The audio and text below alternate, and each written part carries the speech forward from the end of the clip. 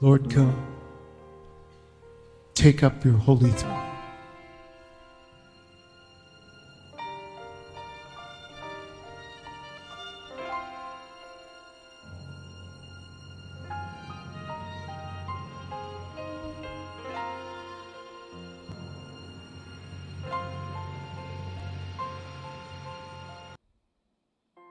Olá, queridos, amados do Senhor Jesus Cristo, queridos e amados irmãos de Nova Aliança, do grupo Mensagem do Pastor, do Púlpito, queridos e amados que me acompanham pelo canal do YouTube, muito bom dia, segunda-feira, né? Quero te desejar uma semana abençoadíssima, né? Que Deus esteja guardando a tua casa, a tua família, a tua estrutura física e espiritual, amém, queridos? Amados, hoje eu acordei assim um pouquinho cedo, né? Olhei para o relógio, marcava ali por volta de 5h45. Eu fiquei por um momento com os olhos abertos, né? Descansando, relaxando. E por um tempo assim eu agucei os meus ouvidos. Nenhum ruído, nenhum carro passando, nenhum animal latindo, nada, né? Um silêncio assim tremendo e uma paz indescritível, né? E aí pensamentos me vieram. Eu lembrei, por exemplo, de Israel, daquele povo que talvez tenha passado a noite ao som de sirenes, né, anunciando ataques de mísseis.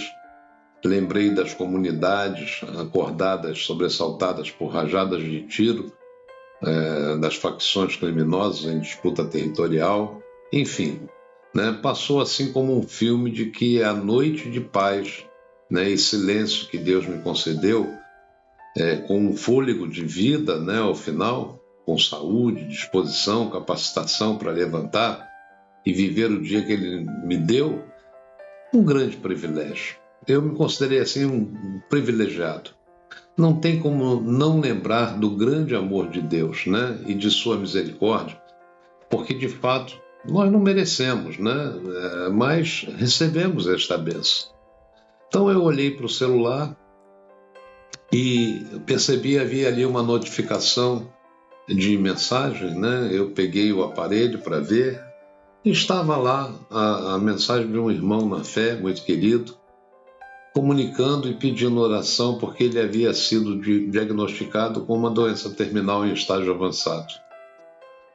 Olha, aquilo sacudiu o meu coração, né? Não sei exprimir assim, o sentimento de tristeza que veio com essa notícia, mas de imediato lembrei, né, do texto de Paulo em 2 Coríntios 4, que diz que tendo este ministério, né, segundo a misericórdia que nos foi feita, que nos foi dada, não desfaleçamos, em tudo somos atribulados, mas não angustiados, perplexos, mas não desanimados, perseguidos, mas não desamparados, abatidos, mas não destruídos. Com certeza, né? Com certeza é um momento, é difícil aceitar algumas das tristes reviravoltas que a vida traz no nosso caminho, né?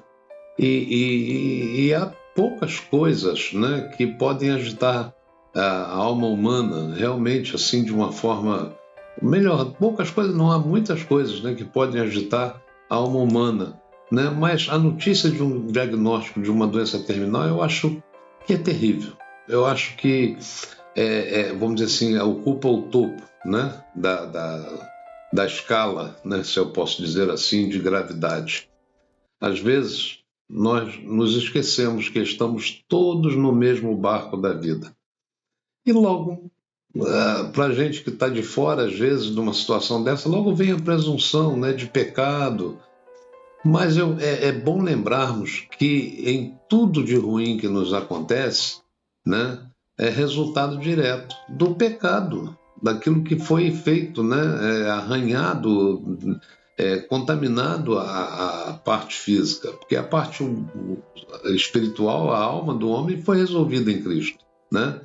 Ter uma doença terminal não é prova do julgamento de Deus, né, sobre ninguém. Uma vez os discípulos encontraram um homem cego de nascença e eles perguntaram a Jesus: Mestre, quem pecou, este ou seus pais, para que nascesse cego? E Jesus respondeu, né? Nem ele pecou, nem seus pais, mas foi para que se manifestem neles as obras de Deus. Está lá em João 9, né? Então, às vezes, uma situação dessa, um irmão na fé, é uma pessoa que a gente sabe que tem uma vida cristã, né, relativa ali, de compromisso, de fidelidade, e de repente diagnosticado aí com câncer, né? Olha, da mesma forma, né, nós olhamos na Bíblia, quando olhamos a história de Jó, por exemplo, né, eles estavam certos de que a calamidade que estava sobre a vida de Jó era resultado de pecado na sua vida. Podemos nunca entender as razões, né, das nossas provações particulares, né? Deste lado do mar, desta vida, acontece a todos, né? Mas uma coisa é clara: para aqueles que amam a Deus, as provações funcionam a seu favor. Está lá em Romanos 8:28. Tudo concorre para o bem daqueles que amam a Deus. Além disso, né, Deus nos dá força para suportar qualquer provação, como diz lá em Filipenses 4, né? Então, nossa vida terrena, irmãos, é uma névoa, né? E na melhor das hipóteses, é por isso que Deus colocou a eternidade nos nossos corações. Em Eclesiastes 3 diz que Deus pôs no coração do homem o anseio pela eternidade. Ninguém quer morrer, né? Ninguém quer passar da vida para a morte, né? Mesmo assim, né, o homem não consegue compreender, não consegue entender isso, né? E em última análise, né, eu entendo que a vontade de Deus para nós é que nós o glorifiquemos e cresçamos espiritualmente. Ele quer que nós confiemos e dependamos dele, né? E como vamos reagir a essas provações, a esses momentos, incluindo essa doença terminal, vai revelar exatamente como é a nossa fé. Se a fé é da alma, ou seja, ligada apenas às coisas materiais, às coisas horizontais, ou a fé do Espírito, confiando na eternidade que Deus colocou no nosso coração, né? A eternidade que Deus colocou no nosso coração nos projeta a querermos viver eternamente, né? E Jesus, ele veio justamente para isso, para nos dar essa esperança, essa certeza de que, mesmo que nós venhamos a perecer aqui, nós temos garantido pela sua palavra a vida eterna, né?